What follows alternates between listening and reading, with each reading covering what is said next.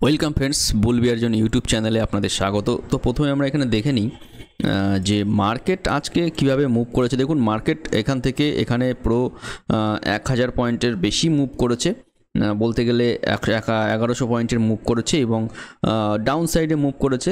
যদিও এখানে একটি পজিটিভ ক্যান্ডেলে মার্কেট শেষ করেছে আজকে ব্যাংক নিফটি, এবং নিফটিতেও পজিটিভ ক্যান্ডেলের মতো হয়েছে। 15 মিনিট চার্টে আমরা সেটা দেখব যে কী প্যাটার্ন এখানে তৈরি হয়েছে এবং কিভাবে আগামী দিনে, কালকের দিনে ছুটি আছে, তার পরের দিন কিভাবে ট্রেড এখানে ইনিশিয়েট হতে পারে বা ট্রেডিং মার্কেট কোন দিকে যেতে পারে। দেখুন, মার্কেট কিন্তু অনেকটা যেহেতু ফল করেছে, সো এখানে একটি সাপোর্ট মার্কেট নিতে পারে, কারণ মার্কেটে এখান থেকে এইচডিএফসি ব্যাঙ্কে যারা সেল করেছিল তারা কিন্তু এখন বায়ার হয়ে গেছে এইচডিএফসি ব্যাঙ্কের জন্য, এবং এইচডিএফসি ব্যাঙ্ক আজকে সোজা আপ মুভ করেছে। সো এইচডিএফসি ব্যাঙ্ক এখান থেকে যখন বাড়বে মার্কেটে কিন্তু আপসাইডে যাবে। সো মার্কেটের এখন সোজা আপসাইডে যাওয়া মার্কেটের ক্ষেত্রে মুশকিল হবে। মার্কেট আপসাইডে যাবে, ডাউন সাইডে আসবে, আবার আপসাইডে যাবে, ডাউনে আসবে, এইভাবে মার্কেট একটা বেস তৈরি করার পরে মার্কেট কিন্তু শুট আপ করবে এবং উপরের দিকে যাবে। সো মার্কেটের উপরের দিকে যাওয়ার কতটা স্কোপ খুলে গেছে দেখুন, মার্কেট যতটা পতন হয়েছে 1100-1200 পয়েন্ট, মার্কেট উপরের দিকেও 1100-1200 পয়েন্ট যাওয়ার জন্য কিন্তু রাস্তা খুলে গেছে। সো 50,000-এর রাস্তা কিন্তু মার্কেটে খুলে গেছে। এখন শুনলে মার্কেটে অবাক লাগবে যে 50,000-এর রাস্তা খুলে গেছে, কী করে যাবে, মার্কেট তো এখন ডাউন মুভে আছে। সো দেখুন, সাপোর্ট এরিয়ার কাছাকাছি আছে।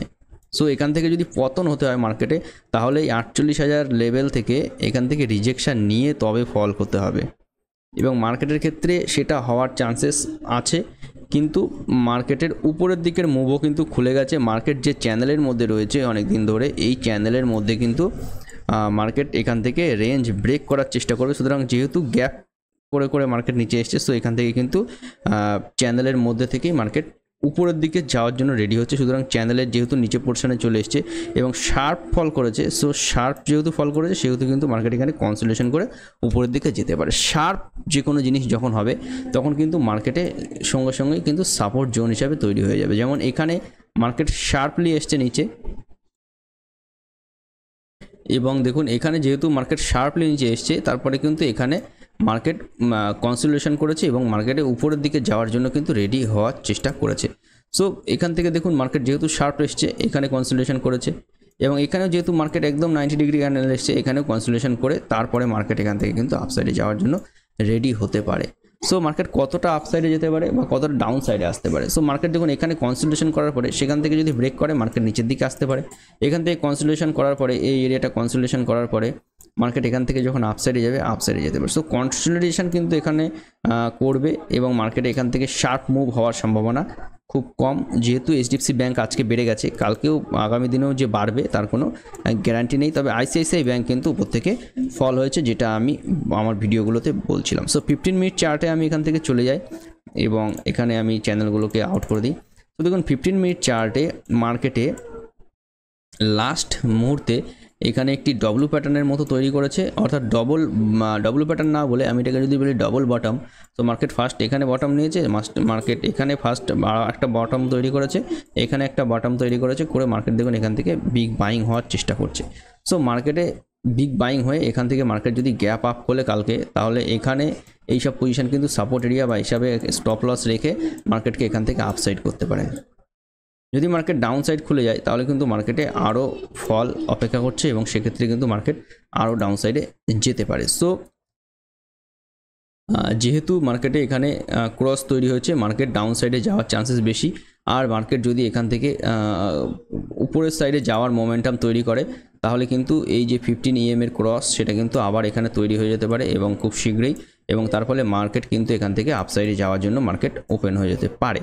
সো দেখুন এখানে অপেক্ষা করুন যে এরকম ক্রস মার্কেটে যে 15 EM-এ 200 EM-কে কখন ক্রস করছে, তারপরে কিন্তু মার্কেট এখান থেকে আপসাইডে যাওয়ার চেষ্টা কনফার্ম হয়ে যাবে। যেহেতু মার্কেট এখন ক্রস আছে, সো এখনই মার্কেটে আপসাইডে বাইং করবেন না, 2-3 দিন দেখে নিন যে মার্কেট আপসাইডে যাওয়ার জন্য রেডি হচ্ছে কিনা।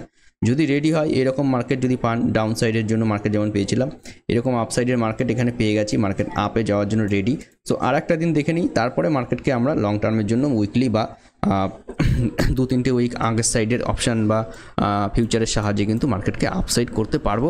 সো আমার মনে হচ্ছে এখান থেকে কিন্তু মার্কেট গ্যাপ আপ খোলার সম্ভাবনা বেশি, এবং উপরের দিকে রেজিস্ট্যান্স এরিয়া আছে, সো ভলাটাইল এরিয়া, এবং এখানে মার্কেট কিন্তু ডেইলিতে এরকম ধরনের ক্যান্ডেল তৈরি করতে পারে বা হালকা হ্যামার টাইপের ক্যান্ডেলও কিন্তু তৈরি করতে পারে ডেইলি ক্যান্ডেলে। সো এরকম ক্যান্ডেল তৈরি হলে মার্কেটে কিন্তু আমরা পজিটিভ সিগন্যাল পেয়ে যাব। আর নেগেটিভ সিগন্যালের জন্য মার্কেটে বিশেষ কিছু বলার নেই, জাস্ট মার্কেট যদি এই ক্যান্ডেলের নিচে ওপেন হয় তাহলে কিন্তু হালকা নেগেটিভে গিয়ে মার্কেট শেষ করবে।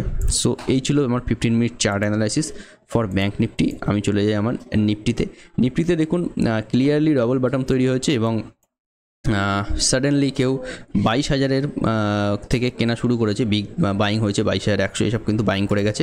সো এখান থেকে কিন্তু এখান থেকে বাইং করে গেছে। সো মার্কেট কিন্তু আগামী দিনে গ্যাপ আপ ওপেন হলে এইসব এরিয়ার সাপোর্ট জোন হিসাবে মার্কেট কিন্তু আপসাইড করতে পারে। এবং যেহেতু আইটি এবার সেক্টর এখানে মুভ করছে না এবং আইটি সেক্টরের টিসিএসের রেজাল্টের জন্য মার্কেট অনেকটা নিচে ছিল, কিন্তু মার্কেটে রিলায়েন্সের মতো সেক্টরগুলো যেহেতু উপরে গেছে, সো মার্কেট এখান থেকে কিন্তু ক্রস যদি পজিটিভ ক্রস তৈরি করে, সো সেক্ষেত্রে কিন্তু মার্কেট আপসাইডে যাওয়ার জন্য রেডি হতে পারে।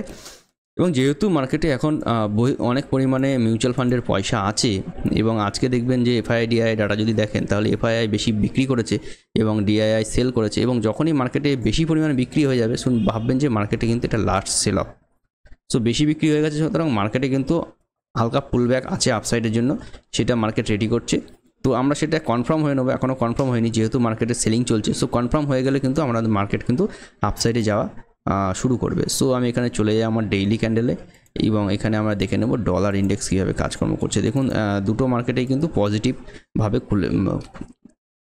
বন্ধ হয়েছে। দেখুন ডলার ইন্ডেক্স 105-এর উপরে চলে গেছে এবং এখানে আমি জাস্ট একটা আমার চার্টের যে আছে সেটা খুলে দেবো। সো 6-এর কাছাকাছি টাচ করছে এবং ডলার ইন্ডেক্স এখানে হালকা পড়ার চেষ্টা করছে, সুতরাং ডলার ইন্ডেক্স কিন্তু নরম পড়ার চেষ্টা হচ্ছে। শুধু ডলার ইন্ডেক্স এখান থেকে ডাউনে আসতে পারে এবং এখানে কনসোলিডেশন করতে পারে, রেড কাট হয়ে যেতে পারে জুনে। সো ডলার ইন্ডেক্স যদি কনসোলিডেশন করে মার্কেটে কিন্তু আরেকটু হাই হতে পারে। সো এরকম যুদ্ধের ক্ষেত্রেই মার্কেট হাই হবে এরকম কোনো ব্যাপার নেই। মার্কেট টপ যখন তৈরি করবে তখন কিন্তু মার্কেট বলে তৈরি করবে, সুতরাং না বলে তৈরি করবে, সরি। সো এরকমভাবেও কিন্তু টপ হয় না, জাস্ট টপ হয় যখন তখন কিন্তু মার্কেট না কিছু বলেই তারপরেই কিন্তু টপ তৈরি করে। সো মার্কেটে টপ এখনও তৈরি হয়নি বলেই আমার ধারণা। সো মার্কেট ডলার আরও নিচে আসবে এবং মার্কেট আরও উপরে যাবে, তারপরে কিন্তু টপ তৈরি হওয়ার সম্ভাবনা মার্কেটে আছে।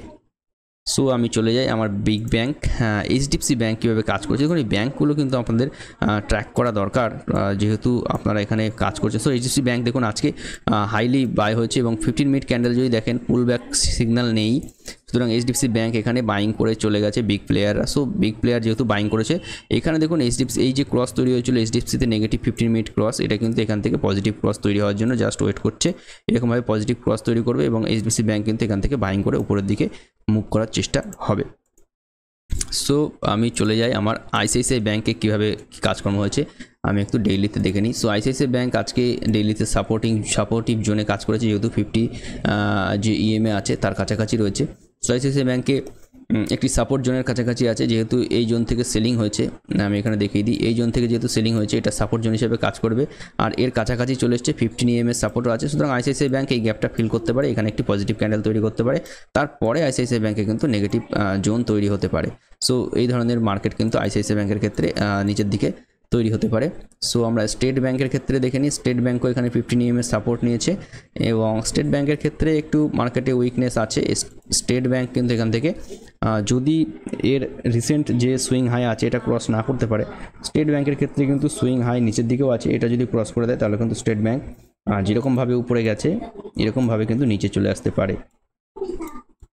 সো এই ধরনের প্যাটার্ন তৈরি হলে কিন্তু এম প্যাটার্ন টাইপের বিগ এম প্যাটার্ন তৈরি হবে ডেইলিতে এবং এম প্যাটার্নের এম এর মিডিল পোর্শন যখন কেটে যাবে মার্কেট কিন্তু স্টেট ব্যাঙ্কের ক্ষেত্রে নিচে চলে আসতে পারে এবং এখান থেকে মার্কেটে সুইং হয়ে উপরের দিকে যেতে পারে। সো মার্কেটে এখন কিন্তু দুটো সিনারিওই চলছে, এইচডিএফসি এবং আইসিআইসিআই ব্যাঙ্ক আইসিআইসিআই হালকা পজিটিভ, এইচডিএফসি ফুল পজিটিভ, আর এসবিআই এর ক্ষেত্রে এখানে কিন্তু এম প্যাটার্ন নেগেটিভ কাজ করতে পারে। এসবিআই আর আইসিআইসিআই ব্যাঙ্কের উপর নজর রাখবেন, এই দুটো কিন্তু ফল করার জন্য খুব ভালোভাবে তৈরি হচ্ছে এই দুটো ব্যাঙ্ক।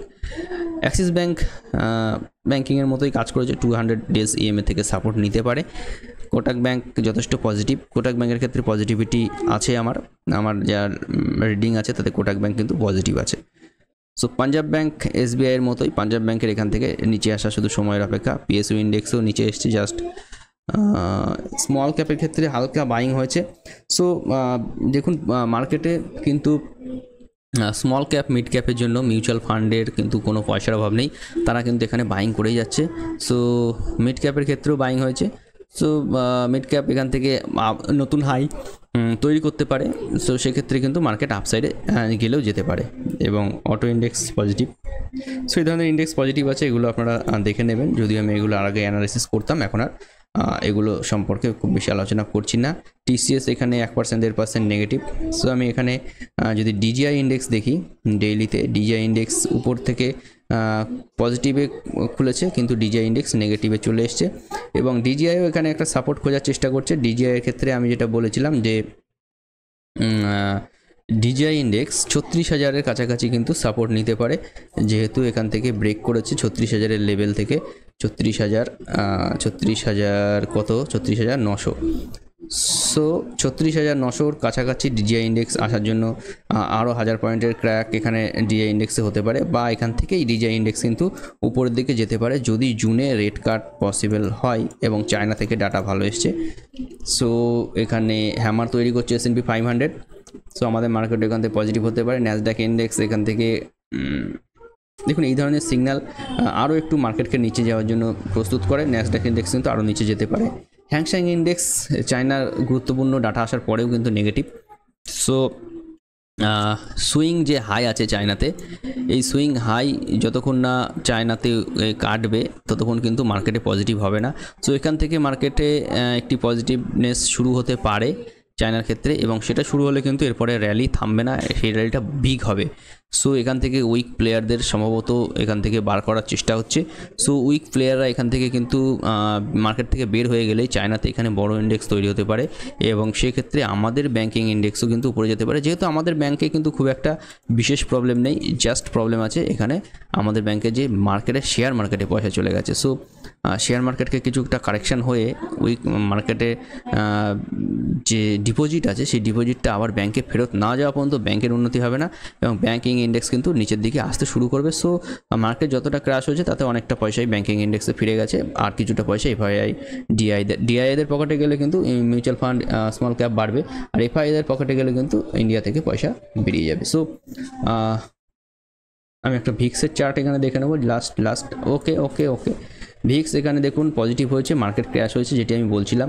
সো ভিক্স আরও একটু পজিটিভ যখন হবে 16, 17, 18-র কাছাকাছি যাবে তখন থেকে কিন্তু আমরা মার্কেটে ফুললি পজিটিভ হয়ে যাব। ভিক্স যদি 16, 17-র কাছাকাছি চলতে থাকে, সো যেহেতু ভিক্স উপরে গেছে এখান থেকে ভিক্স আরেকটু কুল হবে, তারপরে কিন্তু ফার্দার সেল অফ আসলে ফার্দার উপরে যাবে। তো ভিক্স 16, 17, 18-র কাছে গেলে তখন কিন্তু মার্কেটে আমি ফুল পজিটিভ হব। এখন মার্কেটে শুধু আমি একটু সিগন্যাল দেখার চেষ্টায় আছি, তবে মার্কেটে যে ভাইব আসছে সেটা কিন্তু পজিটিভ আসছে, যেহেতু ব্যাঙ্ক নিফটি এখানে ডবল প্যাটার্ন তৈরি করে বাইং হয়েছে। So thank you friends, video দেখার জন্য অসংখ্য ধন্যবাদ। ভিডিওটি ভালো লাগলে অবশ্যই সাবস্ক্রাইব করবেন, লাইক শেয়ার এবং কমেন্ট করে জানাবেন। Thank you, have